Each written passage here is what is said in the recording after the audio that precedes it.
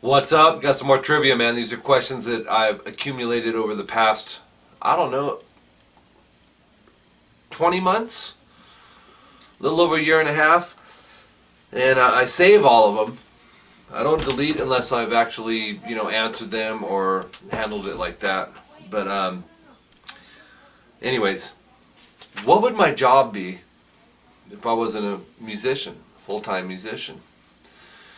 And this is going to be a real long video. You want to know the answer? Nothing. No, just kidding. I don't know, man. I don't know how to answer that because music's all I've known. I kind of trip out on myself sometimes because I'm not too interested in a whole lot. Maybe I'm a bit of an oddball or whatever. Before I started teaching, when I was a teenager, my late teens, I was doing construction for a while.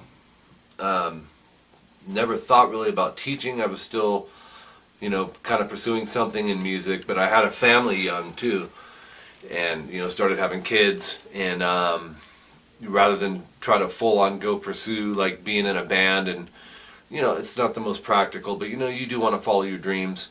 And I know people in the industry, and I knew people in the industry then. And, my family was like super important to me. So I feel, for me personally, you guys, I feel like I have the perfect job because, especially now that I've opened the YouTube channel and I got my website coming and I'm teaching globally now across the world on Skype. I teach out of my home out of my home a lot and my studio. And I'm still in some stores as well, but I love it. I mean, I can't picture myself doing anything else. And to get paid to do something that you're passionate about is rare. I don't think a lot of people get that type of thing. Anybody know where this mystery guitar came from? No, it's McKinnis. Oh, okay. It is? Yeah, she said Sadie can use it. Oh, okay. McKenna brought it. But anyways, I really couldn't picture myself. I mean, out of necessity, I had a wife and kids. I would have to do something, But I kind of stumbled onto this. I remember I was kind of like the godfather of my kids. I was doing music at a church when I was young, like 20 years old, and did that for several years. And my buddy Wayne, the godfather of my kids, he's a musician too. He's a very good musician.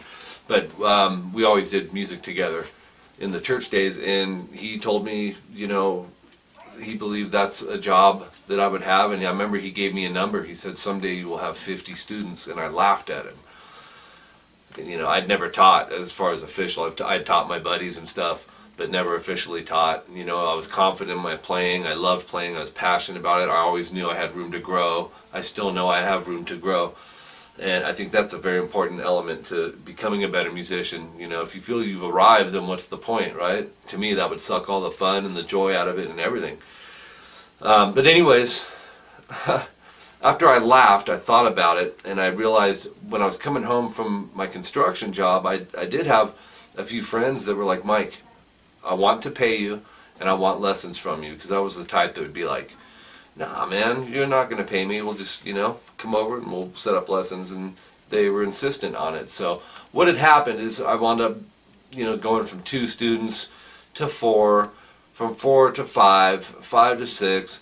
And I think when I hit like 8 or 9, I was like, man, I got to make a decision now because I don't have enough time in the day, and I was doing roofing for a short time and I sucked at it. I was a taper as well. I sucked at it. All I thought about was music when I was on the job. So anyways, it came to a point where I had to make a decision. So I went to a music store, a local music store that was in the next city. Told them I had a few students, and it was Lear's Music in Riverside. And that was my first gig teaching. Everyone welcomed me. The other guitar teachers were amazing. They said, come on in, Mike. So I had the best welcoming, man, when I first started teaching, and that was it, man. It was history from there. 1992, I went from that store. I've seen stores close. I've seen them open. I've taught in just about all of them in the Inland Empire.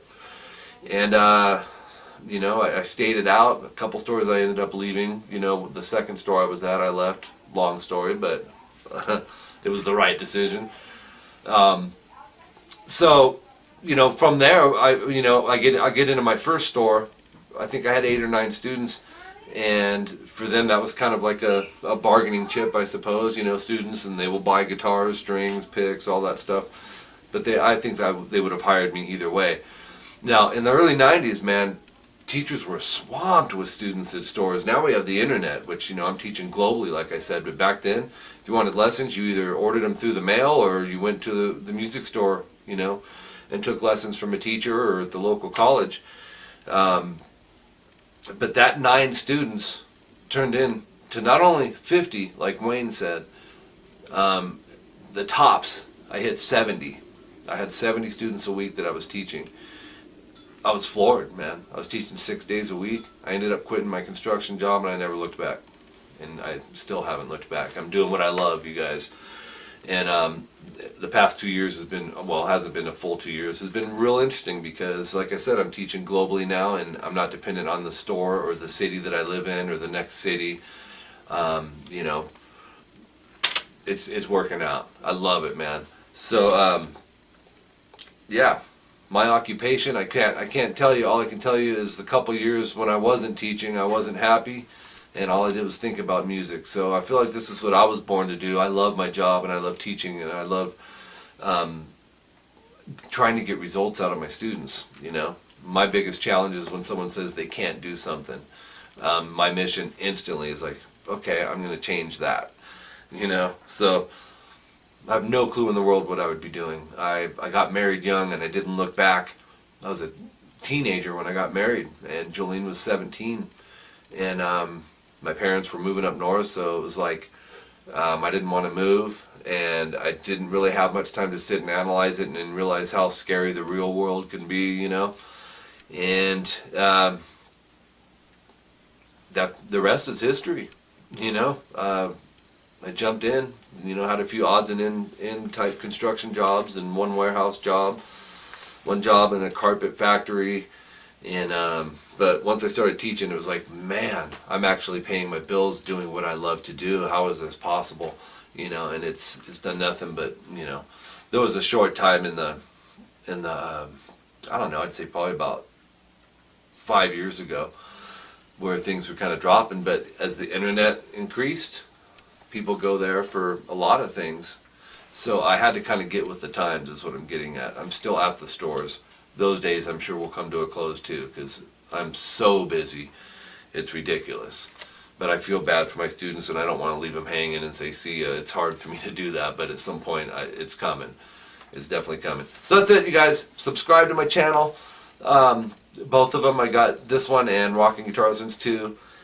Make sure to check out the website. It's not the official one, but you can go there, rockinguitarlessons.com. If you're interested in some private instruction on Skype, on the website you'll see a page for Skype lessons. It has the prices and the requirements and all the stuff you need, and we can get started as soon as you want. Jolene, my wife, teaches vocals. I'm teaching guitar and bass. Also on the website, go fill out the contact information, the email. I think it's just email and your name, and that will keep you in the loop with the website and where the status is and the specials and offers that'll be going on. Plus, if you're making requests, that's the only thing I require from you guys is to fill that. It'll only take you like 5-10 seconds. So that's it. My email's mike@rockinguitarlessons.com. I'm enjoying doing these, man, and you guys are too, and I'm getting to answer some questions for people that have asked well over a year ago, and gives you guys an opportunity to get to know a little bit more about me, and I'm getting you guys involved too with several of these tutorials, and yeah, because the channel's about you guys. Okay, we'll talk to you guys soon. Go check out some more lessons, jam out, and I'm going to keep a few more of these type of answering your guys' questions. All right? Until next time, Mike Gross, rockinguitarlessons.com. See ya!